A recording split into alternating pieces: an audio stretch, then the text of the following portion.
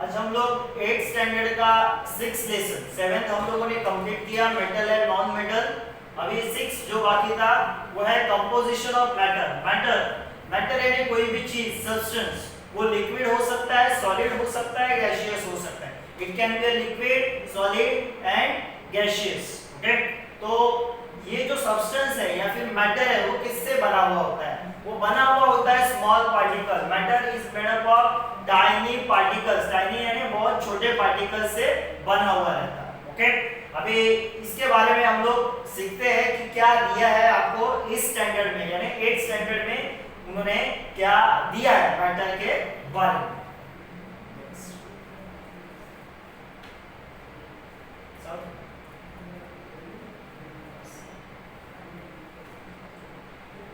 Okay, अभी matter solid भी हो सकता है, हम लोगों ने देखा, लिक्विड भी हो सकता है और गैसियस फॉर्म में भी हो सकता है। इन तीनों फॉर्म में हो सकता है। अगर आप ये स्केल देखोगे, ये भी एक सब्सटेंस है, ये भी एक मैटर है जो बना हुआ है स्मॉल पार्टिकल से।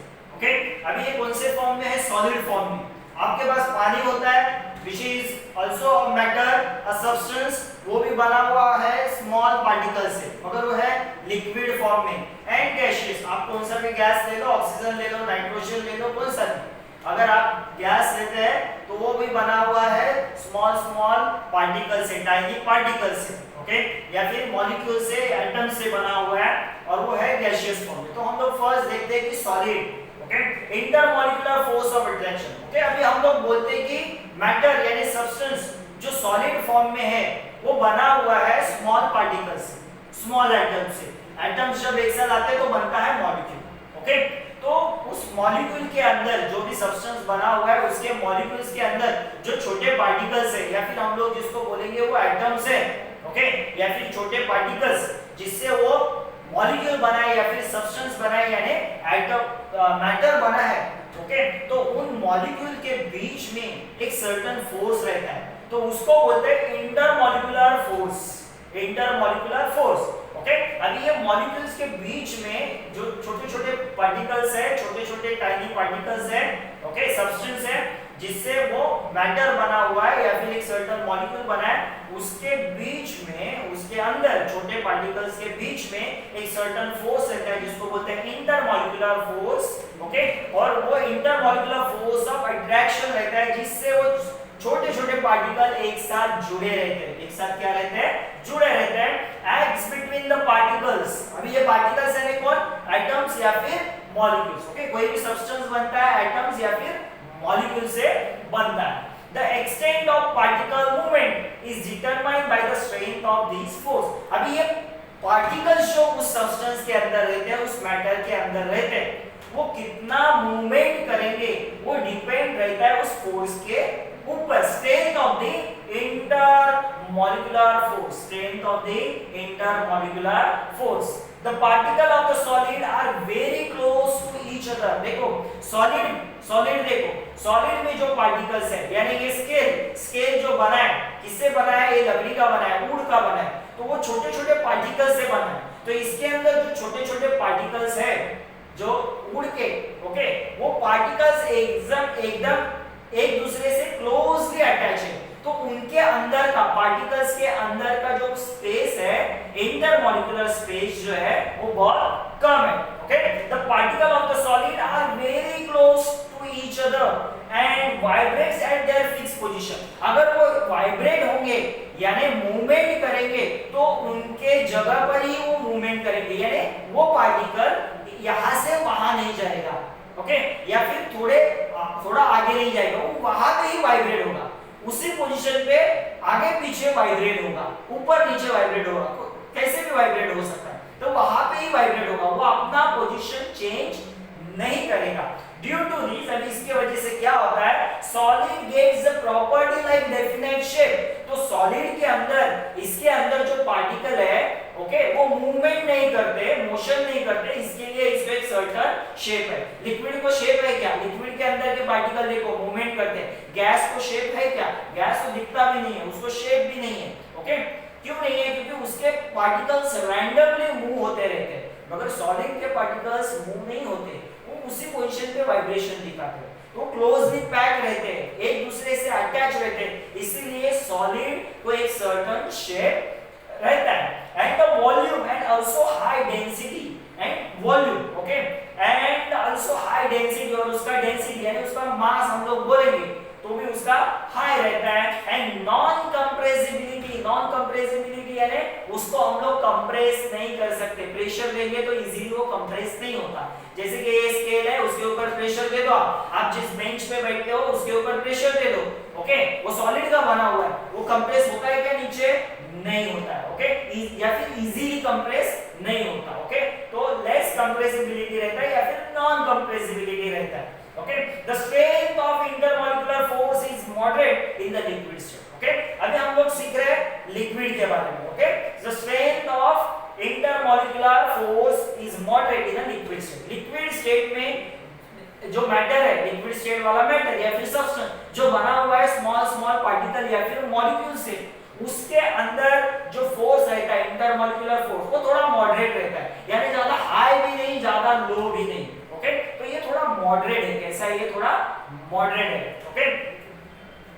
दो it is not strong enough to fix the particle in a definite position, वो इतना स्ट्रॉन्ग नहीं है कि वो पार्टिकल को एक सर्टेन शेप दे या फिर एक सर्टेन डेफिनेट पोजीशन में रखे। It is strong enough to hold them together, though it is not strong enough to fix the particle in a definite position, एक ही पोजीशन में पार्टिकल को पकड़ के नहीं रख सकता। It is strong enough to hold them together, मगर वो उनको एक साथ ऐसा पकड़ के रख सकता है, एक जगह पे नहीं रख सकता ज्यादा देर के लिए, मगर थोड़ा बहुत रख सकता है। The liquid, as a result, the liquid have a definite volume. Liquid को एक सर्टेन शेप नहीं होता मगर एक डेफिनेट वॉल्यूम होता है। वॉल्यूम होता है यानी क्या होता है? अगर लिक्विड ऐसा ही है तो उसको एक सर्टेन शेप नहीं है, मगर उसको हम लोग किसी बर्तन में रखते हैं, पॉट में रख देते हैं, तो लिक्विड को एक सर्टेन वॉल्यूम आता है। लिक्विड को क्या आता है? Certain volume. अभी वो वॉल्यूम कैसे क्रिएट करता है? जो उस बर्तन का या फिर पॉट का जो शेप है उसी तरह उसको एक सर्टेन शेप आता है या फिर वॉल्यूम आता है।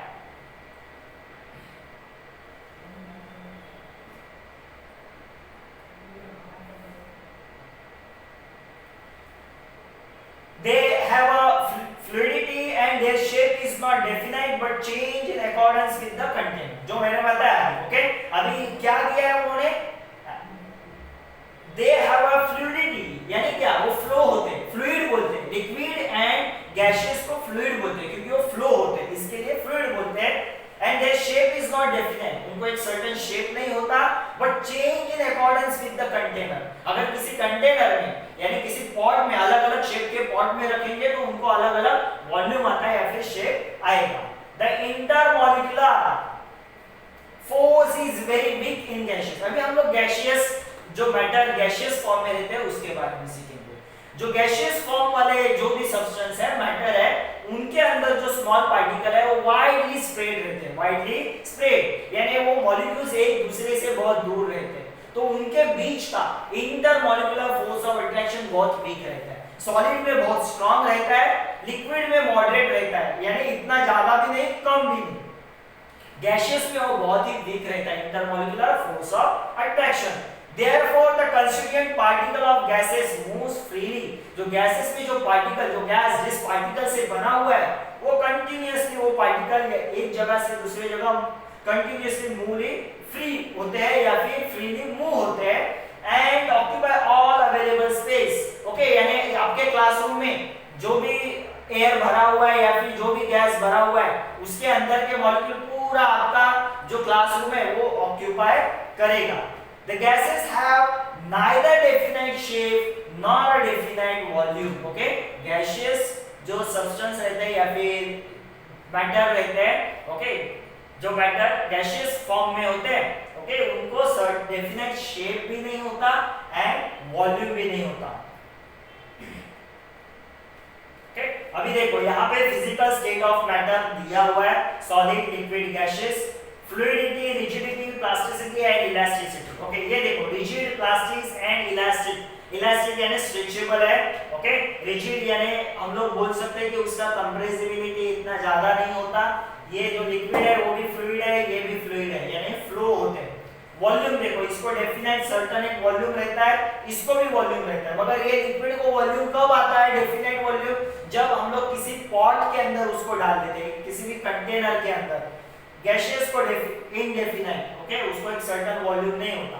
ओके, शेप देखो, सॉलिड को एक सर्टेन शेप होता है, लिक्विड इनडेफिनेट है, उसको शेप नहीं होता, गैसियस को भी शेप नहीं होता।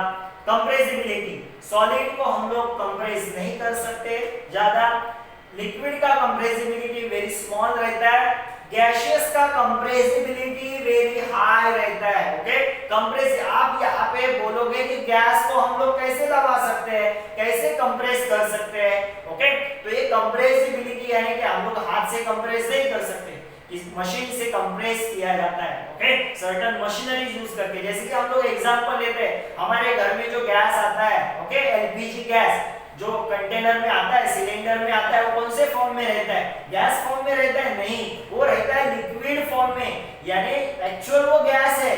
ओके, जब वो बाहर निकलता है वो गैसियस फॉर्म में निकलता है, मगर जब उसको प्रेशर देके कंप्रेस करके भरा गया तो वो लिक्विड फॉर्म में कन्वर्ट हो गया। इसके लिए गैस में ज्यादा कंप्रेसिबिलिटी है, यानी उसको हम लोग कंप्रेस कर सकते हैं, उसको लिक्विड फॉर्म में भी ला सकते हैं। Okay, intermolecular force of attraction solid में बहुत स्ट्रांग रहता है, लिक्विड में मॉडरेट रहता है, ज्यादा कम नहीं, ज्यादा हाई नहीं। ओके, गैसियस में इंटरमॉलिक्यूलर फोर्स ऑफ अट्रैक्शन आप बोल ही नहीं सकते, उनके बीच में बहुत कम इंटरमॉलिक्यूलर फोर्स ऑफ अट्रैक्शन रहता है, क्योंकि उनके मॉलिक्यूल्स रैंडमली इधर उधर से घूमते रहते हैं या फिर मूव होते रहते हैं। डिस्टेंस बिटवीन पार्टिकल, तो देखो अभी ये देखो, इंटरमॉलिक्यूलर फोर्स स्ट्रांग रहता है, यानी पार्टिकल बहुत नजदीक रहेंगे, जो भी पार्टिकल से बना हुआ है वो सब्सटेंस, उसमें पार्टिकल बहुत नजदीक रहेंगे, तो intermolecular distance between the particle will be minimum, तो पार्टिकल के बीच का डिस्टेंस बहुत कम रहेगा, क्योंकि पार्टिकल बहुत क्लोज है। ओके, यहाँ पे लिक्विड में पार्टिकल थोड़े दूर रहते हैं। ओके, सब्सटेंस के पार्टिकल्स, जिस पार्टिकल से वो सब्सटेंस बना है वो पार्टिकल थोड़े दूर रहते हैं, इसके लिए वो बोला है मॉडरेट। एंड गैसियस फॉर्म में तो हम लोगों ने देखा कि पार्टिकल्स बहुत दूर यहाँ वहाँ स्प्रेड आउट होते हैं, तो पार्टिकल के बीच का डिस्टेंस वेरी लार्ज रहता है। ओके, तो ऐसा इसका कंपैरिजन है। तो ये है characteristic states of different matter, जो सॉलिड फॉर्म में, गैसियस फॉर्म में एंड लिक्विड फॉर्म में। देखो यहाँ पे देखो अभी क्या दिया है, name of the material, water, carbon, oxygen, air, aluminium, brass, carbon dioxide, chemical formula, okay, and type of matter. Okay, अभी ये वाटर क्या है, कौन सा है, लिक्विड है, कार्बन क्या है, सॉलिड है, ऑक्सीजन क्या है, गैसियस फॉर्म में, एयर गैसियस फॉर्म में हो गया, एल्यूमिनियम, ओके, एल्यूमिनियम का यूटेंसिल हम लोग यूज करते हैं। ओके, तो वो आया कौन सा, सॉलिड फॉर्म वाला, ब्रास भी सॉलिड फॉर्म वाला, कार्बन डाइऑक्साइड कौन से फॉर्म वाला आएगा, type of matter gaseous form वाला। ओके, तो अलग अलग नाम है और उनके types of matter, chemical formula अलग अलग है। ओके, वाटर का H2 है, कार्बन, ऑक्सीजन O2, एयर तो मिक्सचर ऑफ गैसियस है। ओके, कार्बन डाइऑक्साइड यानी CO2 आएगा, ब्रास एक एलॉय है, वो अलग अलग सब्सटेंस से, मेटल से मिलके बनाया जाता है। एल्यूमिनियम का तो Al है उसका formula. This is the second method of classification of matter. अभी मैटर को और कैसे क्लासिफाई किया जाता है, अभी हम लोगों ने प्रीवियसली देखा मैटर को क्लासिफाई किया था सॉलिड, लिक्विड, गैसियस, जनरली ऐसा क्लासिफाई किया जाता है। और कैसे मैटर को क्लासिफाई किया जाता है, यानी किसी भी सब्सटेंस को और कैसे, मैटर और सब्सटेंस कोई अलग नहीं है, सब्सटेंस को ही मैटर बोलते हैं, मैटर को ही सब्सटेंस बोलते हैं। ओके, तो this is the second method of classification of the matter. In this method the criteria used for the classification of matter is the chemical composition of matter. Okay, अभी उस substance का, matter का chemical composition क्या है, उसके हिसाब से भी उस मैटर को क्लासिफाई किया जाता है। ओके, अभी हम लोगों ने सीखा था प्रीवियस स्टैंडर्ड में that matter classified into 3 types, element, compound and mixture. Matter को क्लासिफाई किया है एलिमेंट, जैसे कार्बन है, ओके, एल्यूमिनियम है, ये सब एलिमेंट्स है। कंपाउंड हम लोग बोल सकते हैं water, water is a compound. Brass, brass जो देखा था हम लोगों ने, एलॉय जिसको बोलते हैं एलॉय, ओके, वो मिक्सचर है। तो ये जो मैटर है उसको क्लासिफाई किया था element, compound and mixture by considering whether the smallest particle of matter are similar or different or what are they made of। all the smallest particle यानी कौन, एटम या फिर मॉलिक्यूल। सबसे स्मॉलेस्ट एटम रहता है, atom से एक साथ आते हैं तो बनता है molecule. In element or compound are alike यानी सेम। ओके, यानी एलिमेंट या फिर कंपाउंड में जो मॉलिक्यूल, कंपाउंड जब बनता है सर्टेन एटम्स एक साथ आने से, तो वो एटम्स या फिर सर्टेन मॉलिक्यूल एक साथ आने से कंपाउंड बनता है। ओके, तो ये जो कंपाउंड है उसके अंदर के एटम्स या फिर उसके अंदर के मॉलिक्यूल्स वो कभी-कभी सेम भी हो सकते हैं या फिर अलग भी हो सकते हैं। हम लोग जनरली बोलेंगे कि एटम्स सेम भी हो सकते हैं, अलग भी हो सकते हैं। जैसे देखो O2 oxygen is a molecule. Okay, मगर ये O2 ऑक्सीजन जो बना है वो सेम नंबर ऑफ एटम है उसके अंदर, सॉरी सेम नंबर नहीं बोल सकते हम लोग, सेम एटम है उसके अंदर। ओके, दोनों ऑक्सीजन है। मगर water is also molecule, water is also compound, मगर उसके अंदर दो अलग अलग एटम्स है, हाइड्रोजन है, ऑक्सीजन। तो कुछ ऐसे कंपाउंड या फिर मॉलिक्यूल है जिसमें सेम एटम्स रहते हैं, कुछ ऐसे कंपाउंड्स या फिर मॉलिक्यूल है जिसमें अलग अलग एटम्स रहते हैं। The smallest particle of element contain identical atoms. For example, molecule of oxygen. हम लोगों ने अभी एग्जांपल देखा किसका, ऑक्सीजन का। 2 oxygen atoms are bonded state. Okay, तो oxygen is a molecule O2। Okay, जब मॉलिक्यूल कब बनता है, जब 2 या 2 से ज्यादा एटम एक साथ आते हैं तो मॉलिक्यूल बनता है। तो देखो ऑक्सीजन का फार्मूला O2 है, यानी उसमें 2 ऑक्सीजन एटम है। ओके, तो वो मॉलिक्यूल हो गया, क्या हो गया, मॉलिक्यूल। मगर उसमें दोनों भी ऑक्सीजन एटम सेम। ओके, दोनों ऑक्सीजन है तो दोनों क्या है, same. The smallest particle molecule of a compound are formed by joining 2 or more types of atom to each other. Okay, अभी ये स्मॉलेस्ट टाइप ऑफ मॉलिक्यूल या फिर कंपाउंड कब बनता है, 2 और मोर एटम जब एक साथ आते हैं। For example each molecule of water. Okay, water molecule में क्या रहता है, 2 हाइड्रोजन। वाटर का फार्मूला क्या है, H2O। तो वाटर मॉलिक्यूल में 2 हाइड्रोजन होते हैं एंड 1 ऑक्सीजन होता है। The smallest particle of mixture are atom molecule of 2 or more element or compound. Mixture कैसे बनता है, ओके, इसे कैसे बनता है, एटम से, 2 और मोर एटम्स या फिर 2 or more molecules of a और एलिमेंट और अ कंपाउंड। फॉर एग्जांपल हम लोग बोल सकते हैं यहाँ पे constituent molecule of mixture namely air. Air is a mixture. Air में क्या क्या है, देखो नाइट्रोजन है, ऑक्सीजन है, आर्गन है, वाटर ड्रॉपलेट्स होता है, कार्बन डाइऑक्साइड है। तो देखो बहुत सारे इसके अंदर क्या है, मॉलिक्यूल्स या फिर ये देखो ये तो एटम हो गया, आर्गन एलिमेंट हो गया। ओके, एलिमेंट हो गया। तो ऐसे बहुत सारे एलिमेंट या फिर मॉलिक्यूल का मिक्सचर जो रहता है उसको बोलते हैं हम लोग मिक्सचर बोलते हैं। द मिक्सचर, जैसे हम लोगों ने ब्रास हम लोगों ने देखा, मैंने बोला ब्रास क्या है, एलॉय क्या रहता है, मिक्सचर। एलॉय कैसे बनता है हम लोगों ने सीखा था, कौन से लेसन में, जो प्रीवियसली हम लोगों ने लेसन सीखा उसमें। मेटल एंड नॉन मेटल को मिक्स करके एलॉय बनता है, या फिर 2 या 2 से ज्यादा मेटल को मिक्स करके एलॉय बनता है, तो वो भी क्या हो गया, मिक्सचर हो गया। तो यहाँ पे देखो ब्रास कंटेन, ब्रास में क्या क्या रहता है, कॉपर जिंक को मिक्स किया तो ब्रास बनता है। ब्रॉन्ज कैसे बनता है, कॉपर एंड टिन को मिक्स किया तो क्या बनता है, ब्रॉन्ज बनता है। ओके, तो इस तरीके से देखो ये जो एलिमेंट, कंपाउंड एंड मिक्सचर को, मैटर को फर्दर क्लासिफाई किया है एलिमेंट, कंपाउंड एंड मिक्सचर।